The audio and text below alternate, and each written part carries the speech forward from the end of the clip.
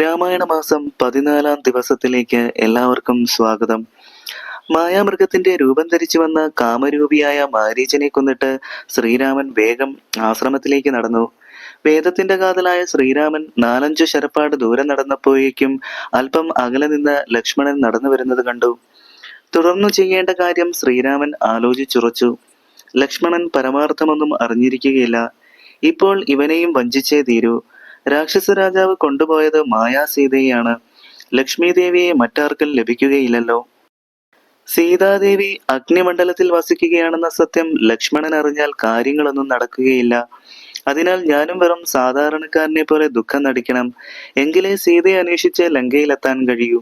പിന്നീട് രക്ഷോനായകനായ രാവണനെയും രാക്ഷസകുലത്തെയും കൊന്നാൽ അഗ്നിമണ്ഡലത്തിൽ മറഞ്ഞിരിക്കുന്ന സീതയെ സത്യപരീക്ഷ എന്ന വ്യാജേന അഗ്നിമണ്ഡലത്തിൽ നിന്ന് വീണ്ടെടുത്ത് അയോധ്യയിലേക്ക് മടങ്ങാം.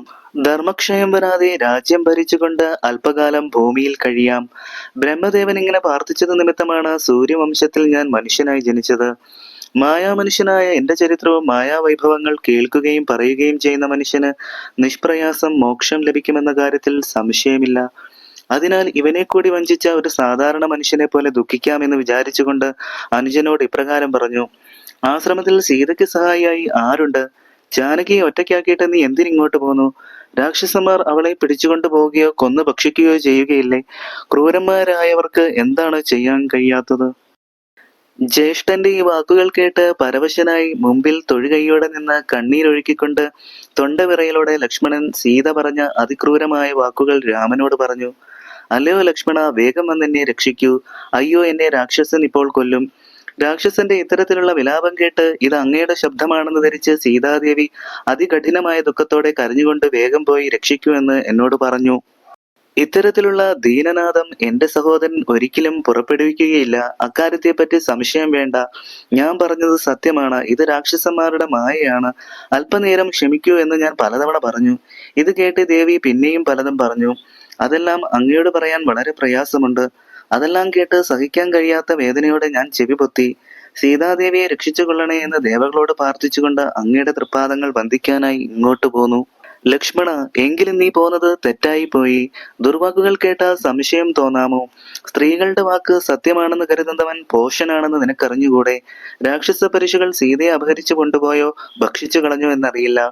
ഇങ്ങനെ പറഞ്ഞുകൊണ്ട് ആശ്രമത്തിനകത്ത് കയറി നോക്കിയിട്ട് സീതയെ അവിടെയെങ്ങും കാണാഞ്ഞ് രാമൻ പരിഭ്രാന്തനായി. ദുഃഖഭാവത്തോടുകൂടി നിഷ്കളങ്കനും ആത്മരാമനും ആനന്ദസ്വരൂപനും നിർഗുണനുമായ രാമൻ വിലപിച്ചു. അല്ലയോ വല്ലഭേ ജാനകി, എന്റെ പ്രാണേശ്വരി, എന്നെ പരിഭ്രമിപ്പിക്കുന്നതിന് നീ എവിടെയെങ്കിലും അറിഞ്ഞിരിക്കുകയാണോ? നീ മടിക്കാതെ വെളിച്ചത്ത് വരൂ. ഇങ്ങനെ പലതും പറഞ്ഞുകൊണ്ട് ദുഃഖിതനായ രാമൻ കാടുകൾ തോറും അന്വേഷിച്ചു തളർന്നു. സീതയെക്കുറിച്ച് ചരാചരങ്ങളോടെല്ലാം ഇങ്ങനെ ചോദിച്ചു. വനദേവതമാരെ, നിങ്ങൾ വനജാക്ഷിയായ സീതയെ കണ്ടോ? മൃഗങ്ങളെ, മാൻകണ്ണിയായ സീതയെ നിങ്ങൾ ആരെങ്കിലും കണ്ടോ? പക്ഷിക്കൂട്ടങ്ങളെ, നിങ്ങൾ ആരെങ്കിലും എന്റെ സുന്ദരിയായ സീതയെ കണ്ടോ? വൃക്ഷസമൂഹമേ, സത്യം പറയൂ. പുഷ്കരാശിയായ സീതയെ നിങ്ങൾ എവിടെയെങ്കിലും കണ്ടോ? ഇങ്ങനെ ഓരോന്നും പറഞ്ഞ ദുഃഖിതനായ രാമൻ സീതയെ എല്ലായിടത്തും അന്വേഷിച്ചെങ്കിലും കണ്ടെത്താൻ കഴിഞ്ഞില്ല. സകലതും കാണുന്നവനും എല്ലാത്തിന്റെ നാഥനും സർവജ്ഞനും സകലത്തിന്റെ ആത്മാവുമായിട്ടുള്ളവനും എല്ലാത്തിനും കാരണമായിട്ടുള്ളവനും ഏകനും അചഞ്ചലനും പരിപൂർണനും നിരാകാരനും അഹങ്കാരമില്ലാത്തവനും നിത്യവനും ജ്ഞാനസ്വരൂപനും അഖണ്ഡനും ആനന്ദസ്വരൂപനുമായ ശ്രീരാമൻ മായ കൊണ്ട് മനുഷ്യനെ പോലെ ദുഃഖം പ്രകടിപ്പിച്ചു. കാര്യമനുഷ്യനായ ഭഗവാൻ ഇപ്രകാരം ചെയ്തത് മൂഢബുദ്ധികളെ വിശ്വസിപ്പിക്കുന്നതിന് വേണ്ടിയാണ്.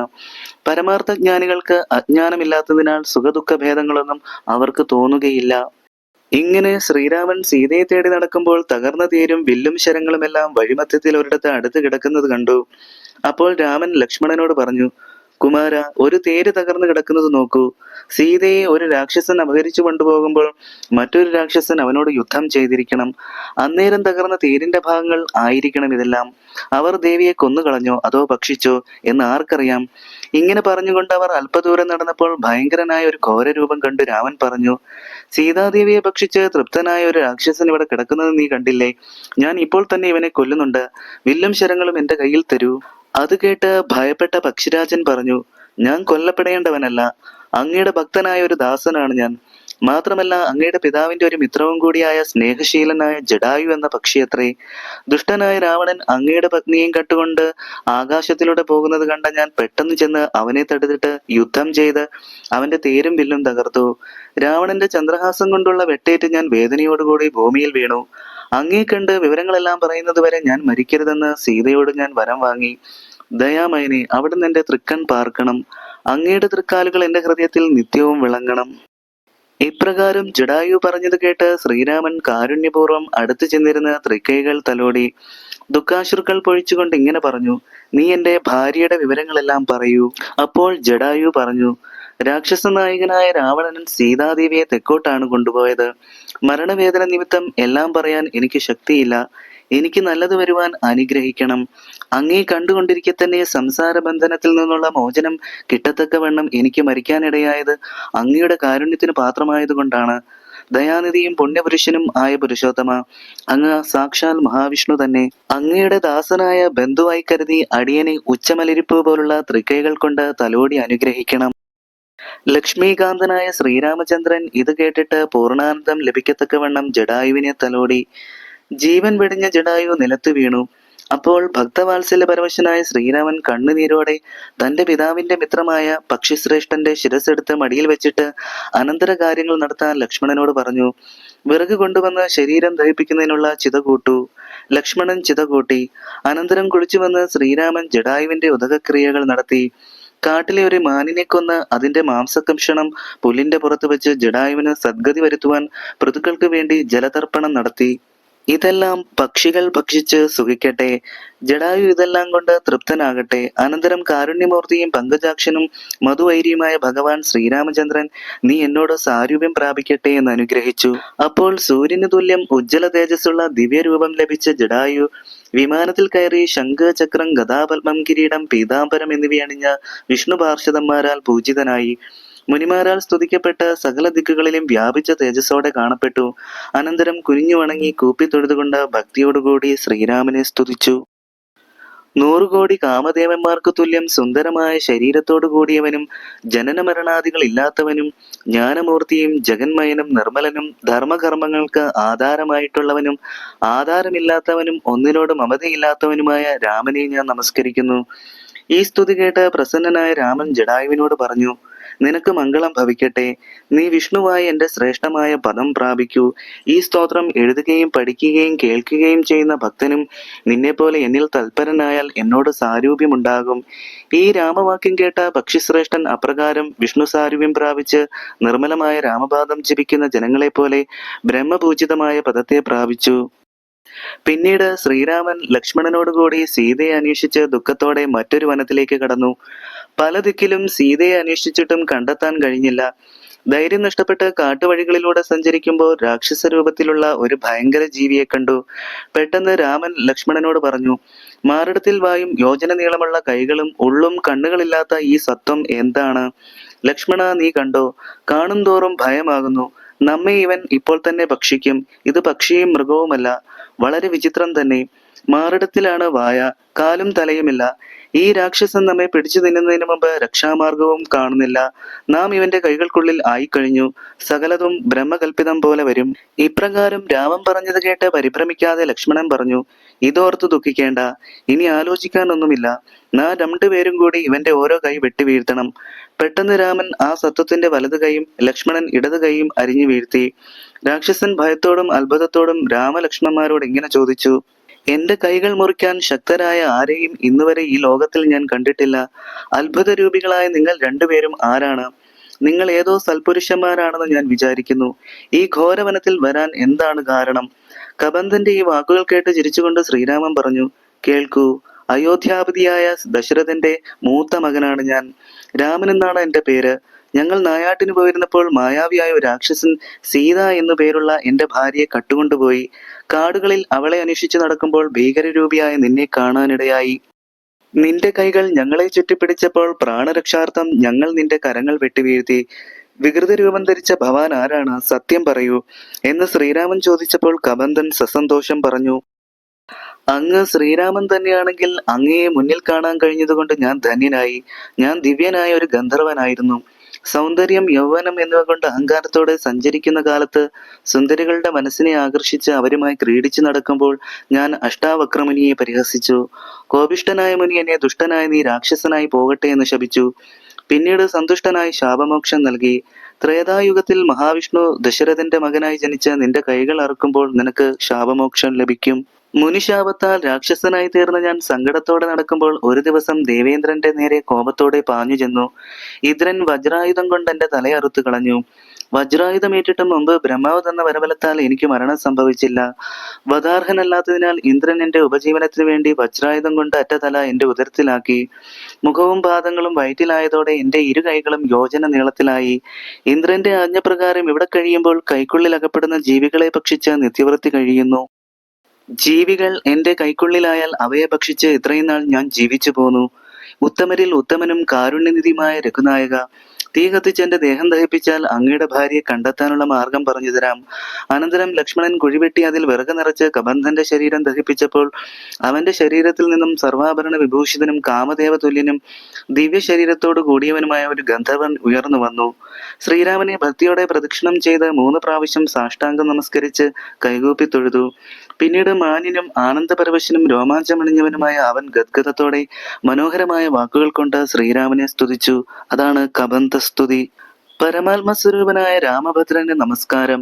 ലോകസാക്ഷിയും ലോകനാഥനും പരമാനന്ദരൂപനും ലക്ഷ്മണനാൽ സേവിക്കപ്പെടുന്നവനും ദയാനിധിയുമായ രാമചന്ദ്ര, എന്നെ രക്ഷിച്ചാലും അങ്ങയുടെ മഹാമായ എന്നെ മോഹിപ്പിക്കരുതേ. പങ്കജലോചന, അങ്ങേക്കു നമസ്കാരം. ഇപ്രകാരം ഭക്തിപൂർവ്വം സ്തുതിച്ച് പ്രാർത്ഥിക്കുന്ന ഗന്ധർവനോട് പുരുഷോത്തമനായ രാമൻ ഇപ്രകാരം അരുളി ചെയ്തു: നിന്റെ അചഞ്ചലമായ ഭക്തിയും സ്തുതിയും കൊണ്ട് ഞാൻ സന്തുഷ്ടനായിരിക്കുന്നു. നീ എന്റെ പദത്തിലെത്തുക. യോഗീന്ദ്രന്മാർക്ക് പ്രാപിക്കാൻ കഴിയുന്നതും സനാതനവും പരമാനന്ദപ്രദവുമായ എന്റെ പദം എന്റെ പ്രസാദത്താൽ നീ എന്റെ പദം പ്രാപിക്കുക. മാത്രമല്ല, മറ്റൊരു അനുഗ്രഹം കൂടി ഞാൻ നിനക്ക് തരുന്നു. ഈ സ്തോത്രം ഭക്തിയോടുകൂടി ഭജിക്കുന്ന ജനങ്ങൾക്ക് മോക്ഷം ലഭിക്കും. സംശയമില്ല, ഭക്തനായ നിനക്ക് ഇനി ഒരിക്കലും അധംപതനം ഉണ്ടാവുകയില്ല. ഈ വരങ്ങളെല്ലാം സ്വീകരിച്ചുകൊണ്ട് ഗന്ധർവ ശ്രേഷ്ഠൻ മംഗളം വരാൻ വേണ്ടി തൊഴുതുകൊണ്ട് പറഞ്ഞു: മുമ്പിലായി മതംഗമുനിയുടെ ആശ്രമം കാണാം. അവിടെ ഇപ്പോൾ ശബരി എന്ന തപസ്വിനി വസിക്കുന്നു. അങ്ങയുടെ പാദാംബുജത്തിലുള്ള ഭക്തി കൊണ്ട് പരിശുദ്ധയായി അങ്ങയെ ധ്യാനിച്ചുകൊണ്ട് ലൗകിക ബന്ധങ്ങളിൽ നിന്ന് മോചനം പ്രാപിച്ച് ശബരിയെ കണ്ടാൽ അവൾ വേണ്ട കാര്യങ്ങളെല്ലാം പറഞ്ഞു തരും. അതുവഴി നിങ്ങൾക്ക് സീതാദേവിയെ ലഭിക്കും. ഗന്ധർവൻ ഇപ്രകാരം പറഞ്ഞ് മറഞ്ഞതിനു ശേഷം സന്തുഷ്ടനായ രാമലക്ഷ്മണന്മാർ കൊടുങ്കാട്ടിലൂടെ മന്ദമന്ദം സഞ്ചരിച്ച് ശബരിയുടെ മനോഹരമായ ആശ്രമത്തിലെത്തി. ഭക്തിയോടും പരിഭ്രമത്തോടും കൂടി തപസ്വിയായ ശബരി എഴുന്നേറ്റിട്ട് ശ്രീരാമന്റെ പാദപങ്കജങ്ങളിൽ നമസ്കരിച്ചു.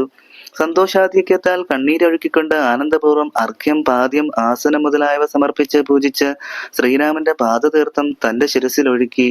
അനന്തരം അവർക്ക് ഭക്ഷിക്കുന്നതിന് ഫലമൂലങ്ങൾ നൽകി.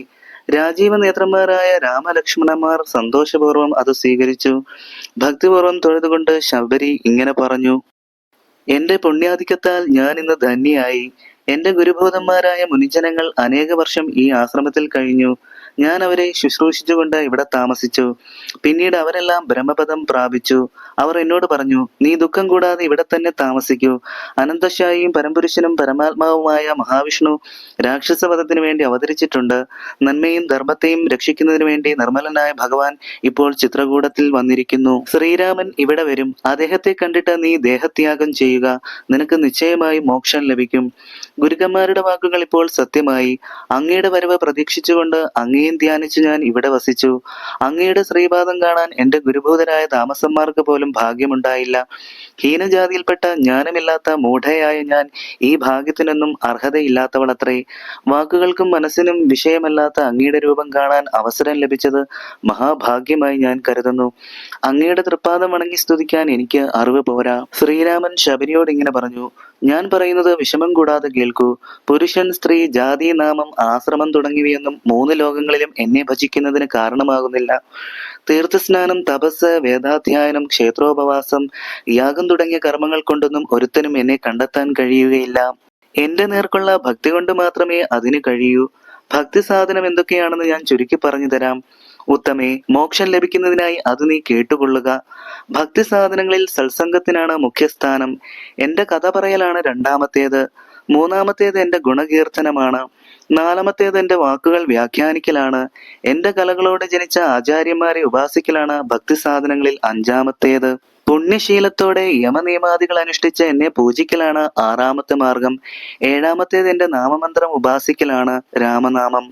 സകല ജീവജാലങ്ങളിലും എന്റെ അംശം കാണുകയും എന്റെ ഭക്തന്മാരോട് എപ്പോഴും ഭക്തിയോടെ പെരുമാറുകയും ബാഹ്യ വിഷയങ്ങളിലെല്ലാം വിരക്തി ഉണ്ടാവുകയും സർവ്വലോകാത്മാവാണ് ഞാനെന്ന് ദൃഢമായി വിശ്വസിക്കുകയും ചെയ്യുന്നതാണ് എട്ടാമത്തെ ഭക്തിസാധന.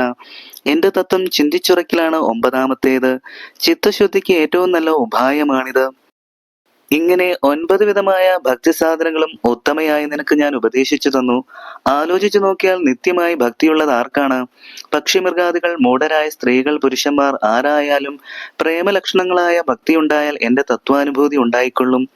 തത്വജ്ഞാനം ഉണ്ടാകുന്നതോടെ ആ ജന്മത്തിൽ തന്നെ മനുഷ്യന് മോക്ഷവും ലഭിക്കും. ഭക്തരിൽ ശ്രേഷ്ഠയും ഭഗവത് ഭക്തിയും മുനിപ്രിയയും തപോനിധിയുമായ അല്ലയോ ശബരി, മോക്ഷത്തിന് കാരണം ഭക്തി തന്നെയാണ്. ഭക്തി ഉണ്ടായതുകൊണ്ടാണ് നിനക്കെന്നെ കാണാനിട വന്നത്. അല്ലയോ തപോധനെ, നിനക്ക് മോക്ഷവും അടുത്തിരിക്കുന്നു. സീതയെ കൊണ്ടുപോയ വഴി നിനക്കറിയാമെങ്കിൽ പറഞ്ഞു തരണം. എനിക്ക് പ്രിയങ്കരിയും മനോഹരിയുമായ സീതയെ ആരാണ് കട്ടുകൊണ്ടുപോയത്? ശ്രീരാമന്റെ വാക്കുകൾ കേട്ട ശബരി അദ്ദേഹത്തിന്റെ ദുഃഖമില്ലാതാക്കാൻ ആദരവോടെ പറഞ്ഞു, അങ്ങ് സർവജ്ഞനാണ്. എങ്കിലും ലൗകിക രീതിയിൽ ചോദിച്ചതുകൊണ്ട് പറയാം. സീതാദേവി ദുഃഖത്തോടെ ലങ്കയിൽ കഴിയുന്നു. അവളെ കൊണ്ടുപോയത് രാവണനാണ്. ദിവ്യദൃഷ്ടി കൊണ്ട് ഞാൻ ലക്ഷ്മീദേവിയെ കണ്ടു. തെക്കോട്ട് കുറച്ചു ചെന്നാൽ പമ്പാസരസ് കാണാം. അതിനു മുമ്പിലാണ് ഋഷ്യമുഖം എന്നു പേരുള്ള പർവ്വതം. അവിടെ സുഗ്രീവൻ എന്ന സൂര്യപുത്രനായ വാനരശ്രേഷ്ഠൻ 4 മന്ത്രിമാരോട് കൂടി ബാലിയെ പേടിച്ച് വസിക്കുന്നു. ബാലിക്ക് മുനിശാപം പേടിച്ച് അവിടെ ചെന്നുകൂടാ. അതിനാൽ വിശ്വാസപൂർവം സുഗ്രീവൻ ഋഷ്യമുഖ പർവ്വതം ഒരഭയസ്ഥാനമായി തിരഞ്ഞെടുത്തു. അവനെ അവിടുന്ന് സംരക്ഷിക്കുക. സുഗ്രീവനുമായി സഖ്യം ചെയ്യുക. തന്മൂലം അങ്ങയുടെ ദുഃഖമെല്ലാം അകന്ന ഉദ്ദിഷ്ടകാര്യം നിറവേറും. ഇനി ഞാൻ അഗ്നിപ്രവേശം ചെയ്ത് അങ്ങയുടെ പാദപങ്കജങ്ങളിൽ ചേരാനൊരുങ്ങുന്നു. ഒരു മുഹൂർത്തം കൂടി അങ്ങ് ഇവിടെ നിന്ന് എന്റെ മായാബന്ധനങ്ങൾ കൂടി ഇല്ലാതാക്കണം. ഭക്തിപൂർവം ഇങ്ങനെ പറഞ്ഞിട്ട് ശബരി ദേഹത്യാഗം ചെയ്ത് മുക്തി നേടി. ഭക്തവത്സലനായ ഭഗവാൻ പ്രസാദിച്ച ഇന്നാർക്കെന്നില്ല, നീചജാതികളിൽപ്പെട്ടവർക്ക് പോലും മോക്ഷം ലഭിക്കും. ഭഗവാന്റെ അനുഗ്രഹമുണ്ടായാൽ ജീവികൾക്ക് ചെയ്യാൻ പ്രയാസമുള്ളതായി ഒന്നുമില്ല. ശ്രീരാമ ഭക്തി കൊണ്ട് തന്നെ മുക്തി കൈവരും. അതിനാൽ രാമന്റെ പാദകമലങ്ങൾ നിത്യവും സേവിച്ചു കൊള്ളുക. മന്ത്രം, തന്ത്രം, ധ്യാനം, കർമ്മം മുതലായവയെല്ലാം ദൂരെ ഉപേക്ഷിച്ചിട്ട് തന്റെ ഗുരുനാഥന്റെ ഉപദേശമനുസരിച്ച് എല്ലായ്പ്പോഴും ശ്രീരാമ മന്ത്രം ജപിക്കുക. ശ്രീരാമന്റെ കഥകൾ കേൾക്കുകയും പറയുകയും ചെയ്യുക. ശ്രീരാമ ഭക്തന്മാരെ പൂജിക്കുക. ലോകം മുഴുവൻ ശ്രീരാമമയമെന്ന ബോധം മനസ്സിലുറയ്ക്കുമ്പോൾ ശ്രീരാമചന്ദ്രനോട് ഐക്യം പ്രാപിക്കാൻ കഴിയും. ഭദ്രേ പരമേശ്വരി രാമരാമ എന്ന് സദാ ജപിച്ചുകൊള്ളുക. ഇങ്ങനെ ശ്രീ പരമേശ്വരൻ ശ്രീരാമന്റെ കഥ അരുളി ചെയ്തത് കേട്ടപ്പോൾ പാർവതി ഭക്തിപരവശിയായി ശ്രീരാമനിൽ മനസ്സുമുഴുകി ലയിച്ചിരുന്നു. പൈങ്കിളി പൈതൽ പരമാനന്ദത്തോടെ ശങ്കരൻ ജയിക്കട്ടെ എന്ന് പറഞ്ഞ് കഥ അവസാനിപ്പിച്ചു. ഇത്യധ്യാത്മ രാമായണേ ഉമാമഹേശ്വര സംവാദേ ആരണ്യകാണ്ഡം സമാപ്തം. രാമായണ മാസം 14-ാം ദിവസത്തെ രാമകഥ ഇവിടെ പൂർണ്ണമാകുന്നു. നന്ദി, നമസ്കാരം.